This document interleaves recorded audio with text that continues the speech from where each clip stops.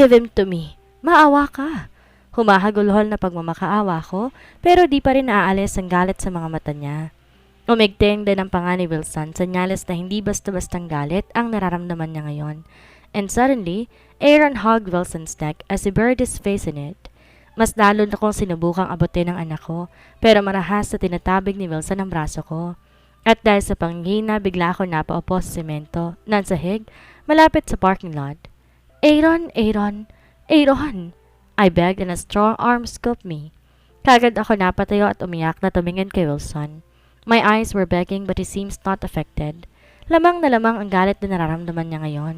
Naninikip ang dibdib ko kahit sang parte ako tumingin, alam ko. Kasalanan ko ang lahat ng to. Di ko inaasang malalaman niya kaagad, pero alam kong unang kita niya kay Aaron, alam na niya. Why? Nagdidilim na ang mga matang sambit ni Wilson habang mariin ang tingin sa akin. I shook my head while crying because I cannot say anything. Sumasakit ang lamunan ko kakaiyak habang pilit inaabot si Aaron. He is also crying and I bet he already knew what's happening. Wilson, please, give my son to me.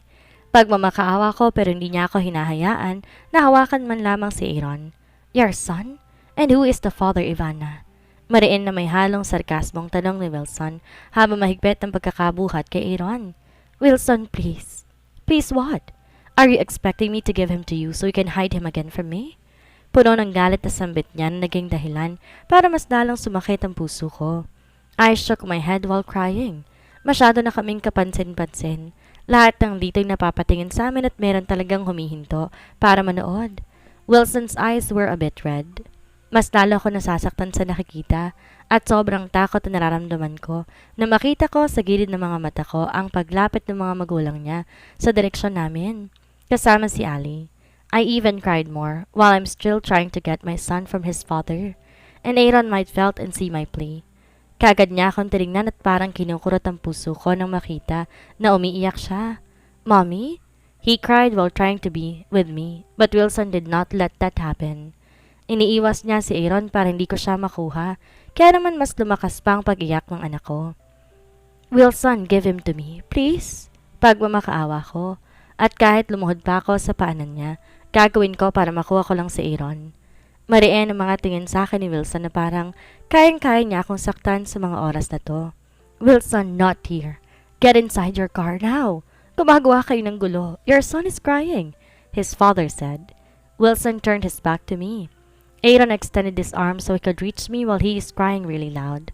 Mommy! No! Mommy! Sigaw niya habang nagpupumigla sa pagkakabuhat ni Wilson, kaya tinakbo ko ang distansya namin para mahawakan ko ang kamay niya. And because of that, Aaron calmed a bit.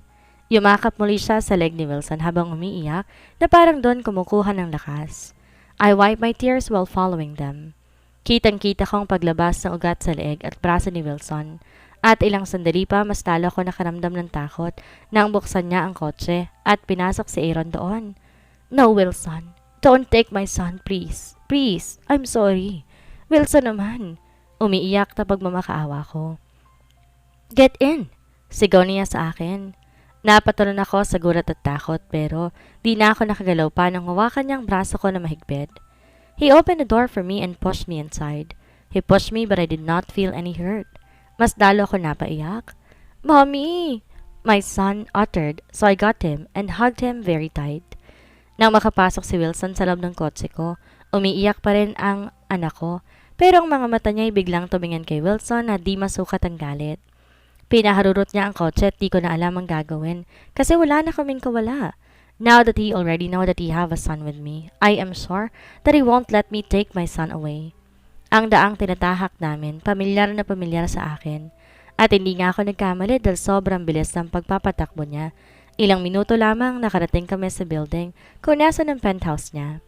Naipark niyang sasakyan niya nang hindi maayos pero parang wala na siyang pakialam.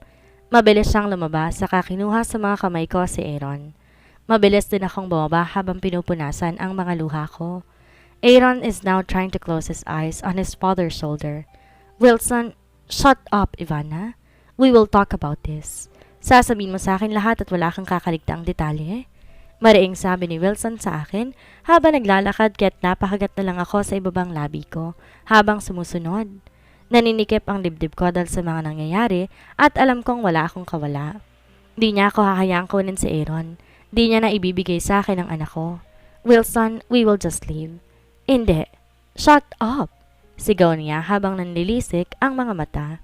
Napasiksik ako sa gilid ng elevator na makapasa kami para kahit papaano, hindi ako matumba. Walang katapusan sa pag-agwas sa mga luha ko habang pinapanood ko kung paano niyang buhatin si Aaron sa sobrang ingat dahil nakatulog to sa sobrang pag-iyak. Nakaramdam ako ng pagsisisi sa mga nakikita pero kaagad akong pumikit at sa pagmurat ko'y nasa tamang palapag na kami. Lumabas siya kaya naman sumunod ako hanggang makarating kami sa penthouse niya. He opened the door and he went inside. Doon niya lang ako nilingon kaya naman nanginginig akong pumasok sa loob. Kagad pumasok sa ilong ko ang pamilyar na amoy ng penthouse niya. Gusto kong humagulhol sa halo-halong emosyon at alaala na bumalik sa isipan ko pagkatapa ko dito. Wilson, I can't believe this, Ivana. Mariing sambit ni Wilson at mabilis umakit sa taas, kaya't sumunod ako dahil sa dala niya ang anak ko. He opened his room and he carefully put our son on his bed. Wala sa sariling napaawang ang mga labi ko habang nililibat ang tingin sa kwarto niyang hindi nagbabago.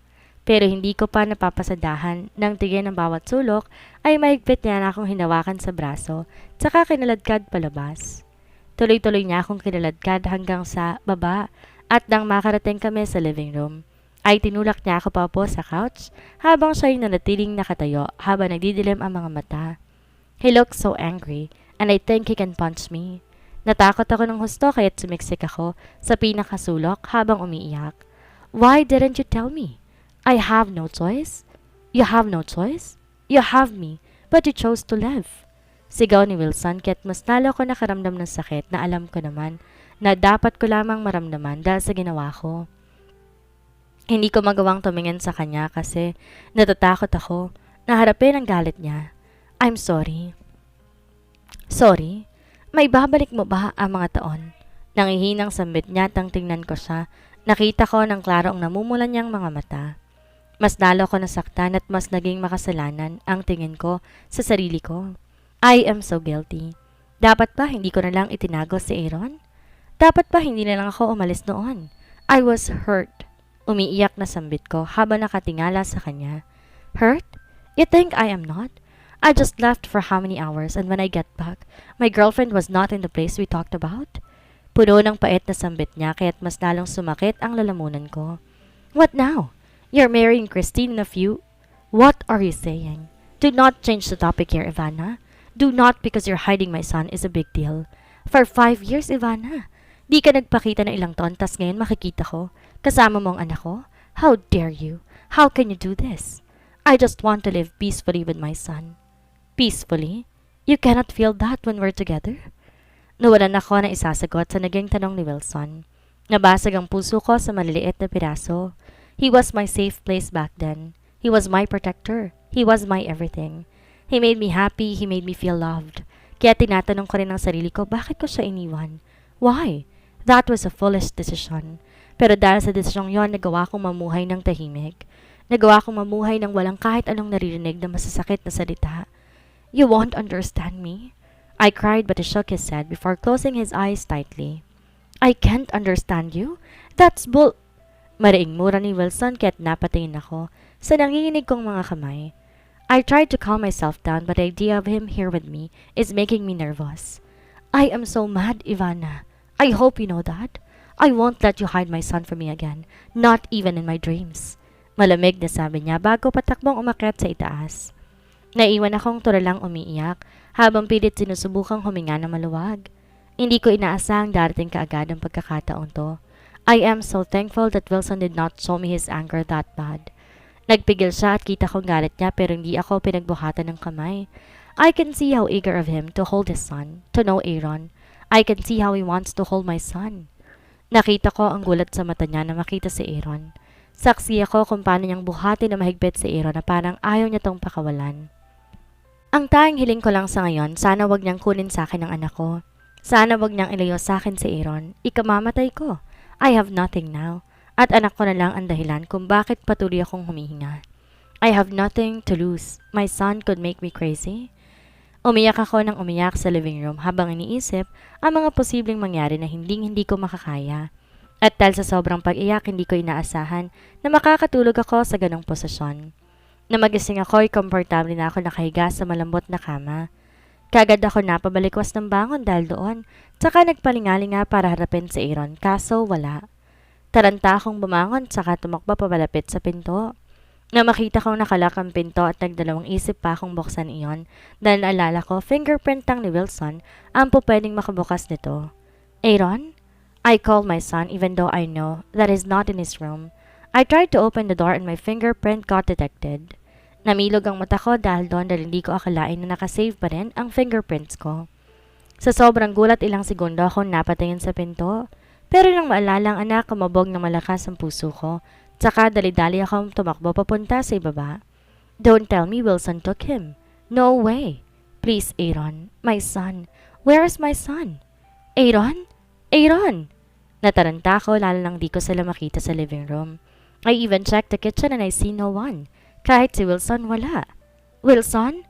Aaron? Mas lalo ko ng lamig sa sobrang kaba. Tears formed around my eyes. Tumakbo ako papunta ng main door habang nanginginig sa taranta, takot at kaba. Akma kong hahawakan ng doorknob para subukan kung mabubuksan ito, pero bigla itong bumukas. And my lips parted when I saw Wilson and Aaron. Palipat-lipat ko silang tiningnan. Naparanok ako na makita ko ang ngiti sa mga labi nila, pero kaagad nawala ang ngiti ni Wilson nang makita ko. Mommy, Daddy and I bought an ice cream, Aaron said while smiling widely. Naparanok na lamang ako, pilit nang umiti sa anak bago ko tumabi para makapasok sila. Na makapasok sila ng tuluyan ay binaba ni Wilson si Aaron mula sa pagkakabuhat nito. Daddy, let's eat that, Aaron happily said while pointing the ice cream on Wilson's hand. Napangiti ako ng malungkot dahil sa kanila. Aaron? Mahinang tawag ko sa anak ko pero hindi niya ako napalingon kasi hinawakan na ni Wilson ang kamay niya para dalhin siya sa kusina na parang wala lang ako doon. Na parang isa lang akong hangin para kay Wilson. Sumakit ang dibdib ko dahil doon pero hinayaan ko na lamang. Nanatili ako sa living room at saka nanghihinang umupo. Tahimik lamang ako at pinili ko na lamang yumuko. Pumasok ang mga tanong sa isipan ko. Siya ba kaninang nagdala sa akin sa kwarto? Ano na ang mangyayari ngayon? Paano sila ni Christine? Magagalit si Christine panigurado. Kailan ang kasal nila? I sighed because of those questions. Natigil lang ako sa pag-iisip na makita ko na tumakbo papunta sa akin sa Aaron dalang isang cup na may laman na ice cream. Mommy, here's yours, he said before giving me the ice cream. Kinuha ko naman to mula sa kanya sabay tingin kay Wilson na papalapit dito habang may dalang dalawang cup ng ice cream.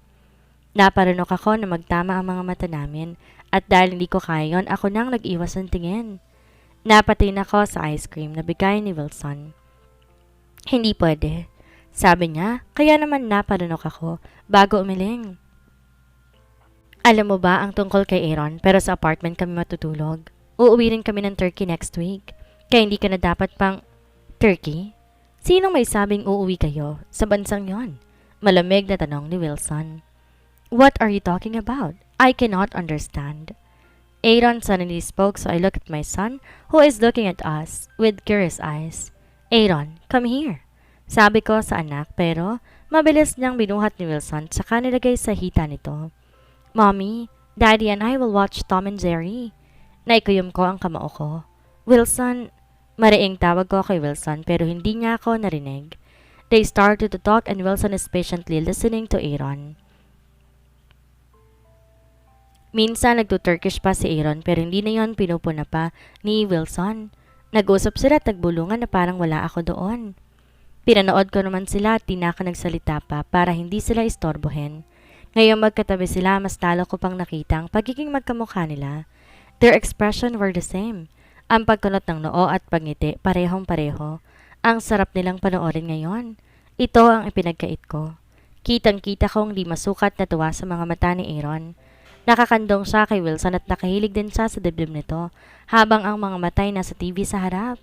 Ang sarap nilang panoorin. Ang bilis nilang magkalapit kahit pa hindi maganda ang pagkikita nila kanina.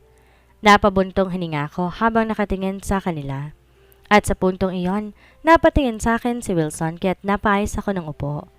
Nandun pa rin ang galit sa mga mata niya pero mas nabawasan na yon kumpara kanina. May lunch sa kusina, kumain ka na. Tapos na kami kanina pa. Sabi niya gamit ang malamig na tinig at kagad ding binalik ang tingin sa TV. Kunot noon naman akong nilingon ni Aaron dahil doon, pero kalaunan mas sumiksik lang siya sa dibdib ni Wilson. Di ako gutom pero tumayo pa rin ako at dahan-dahan naglakad papunta sa kusina. Di pa ako komportabling makita silang dalawang magkasama at di rin ako komportable sa presensya ni Wilson. Nang makapasok ako sa kusina, kagad akong sumandal malapit sa sink at di ko muna tiningnan ang sinandalan ko kaya naman natamaan ko ang mga baso at kagad silang nahulog sa sahig. Mabilis ako napalayo para hindi ako masugatan at kitang-kita ko kung paano mabasag ang mga baso sa sahig na halos magpabingi sa akin. What happened? Wilson suddenly showed behind me. Sorry, I'm careless.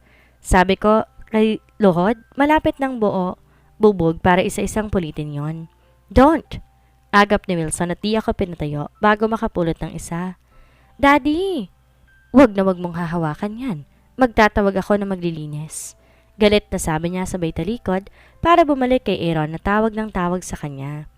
Nang makaalis si Wilson, wala sa sarili kong nilagay ang palad ko sa dibdib para maramdaman ang puso kong nagwawala at tila hindi makakalma. Bahagya pa ako nahirapan dahil sobrang lakas ng kabog noon. Pero bumalik ako sa sarili na may pumasok na dalawang babae, mukhang cleaner. Magandang araw po, ma'am. Maglinis lang po kami na nabasag kagaya ng sabi ni sir. Salamat po, sabi ko naman. Pagkatapos nilang maglinis bago ako, nagpa siyang kumain. Inaya ko sila pero kailangan na daw umalis kaya't mag-isa at tulala akong kumain. I ate rice and buttered shrimp and I'm sure Wilson cooked it. Ninamnam ko sa bibig ko ang lasa dahil perfecto yon para sa akin. May mga hotdog din at grilled steak kaya tinikman kong lahat. Matapos kumain, hinugasan ko ang plato. Nagdalawang isip pa ako kung babalik ulit ako sa living room pero kailangan kong bumalik dahil hindi maaaring magtagal ako dito sa kusina. Di pa ako tuloy nakakalapit sa living room. Natanaw ko na si Wilson nakahiga habang si Aaron nakahiga sa ibabaw ng tiyan niya. Kapwa sila nakatutok sa malaking TV. Imbes magpatuloy sa paglalakad, tumigil na lang ako para titigan sila. Di ko maipaliwanag ang nararamdaman ko pero nasasaktan talaga ako. Nasasaktan ako dahil kita ko sa kanilang dalawa ang kasabikan. Ang kasabikang parang akong dahilan dahil pinaglayo ko sila. But we need to go home. Ikakasal na si Wilson sa ibang babae. Sabi ko sa sarili ko habang nakatanaw sa kanila. Habang pinagmamasdan ko sila, tumulo sa isang buti ng luha galing sa kaliwang mata ko na kagad ko namang pinunasan. Aaron? Tawag ko at saka dahan-dahang lumapit sa kanila. Mabilis siyang hinawakan ni Wilson na parang takot siyang hawakan ko ang anak ko. Mom, let's go. Hindi pa natatapos ang sasabihin ko, kaagad na siyang umiling. I will sleep here with Dad, Mommy, he said, so I swallowed. Aaron? I won't let my son go, Ivana. Malamig na sambit ni Wilson, kaya nagmamakaawa ko siyang nilingon. Wilson, please. Please what? No one is leaving. Ipapasara ko lahat ng airports. Sabi ni Wilson at mas sumigpit pang hawak sa anak ko. Natitig na titig kay Wilson. Para bang laman na ekspresyon nito'y tinatandaan niyang mabuti para magaya nila. Wilson, Mommy, I will stay here. Sabi ni Aaron habang kay Wilson pa rin ang tingin. And this time I know that I'm not gonna win. Pero paano? Ano ang gagawin ko? Bukas alam kong mas magiging komplikado ang lahat. Pero ipagkakait ko ba sa anak ko ang kasiyahang to? And look at Wilson. He does not really want to let her Aaron go. Alam kong kaya niya ipasara lahat ng airport kung gugustuhin niya. Pero gugustuhin ko bang tumiro ulit dito? The answer is no. At dito na po nagtatapos ang kabanata ng ating kwento. Sana'y muli niyo po akong samahan sa mga susunod pang kabanata. Maraming salamat po. Ingat po tayong lahat.